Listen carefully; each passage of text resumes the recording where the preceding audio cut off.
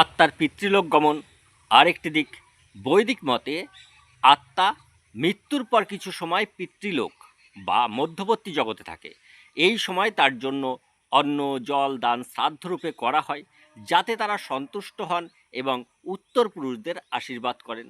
গরুর পুরাণ, ব্রহ্মবৈবর্ত পুরাণ, মনুসংহিতা ইত্যাদিতে স্পষ্টভাবে বলা আছে, পিতৃপক্ষ বা মৃত্যুর পরে নির্দিষ্ট সময়ের মধ্যে শ্রাদ্ধ না করলে পূর্বপুরুষদের আত্মা অতৃপ্ত থাকে। আধুনিক দৃষ্টিকোণ থেকে শ্রাদ্ধের কিছু মনস্তাত্ত্বিক উপকারিতাও রয়েছে বলে অনেকে মনে করেন, যেমন মানসিক প্রশান্তি। প্রিয়জন হারানোর শোক একটি পরিবারকে গভীরভাবে প্রভাবিত করে। শ্রাদ্ধ একটি আনুষ্ঠানিক রীতি যা পরিবারকে ধাপে ধাপে শোক প্রক্রিয়া সম্পন্ন করার সুযোগ দেয় এবং মানসিক শান্তি প্রদান করে।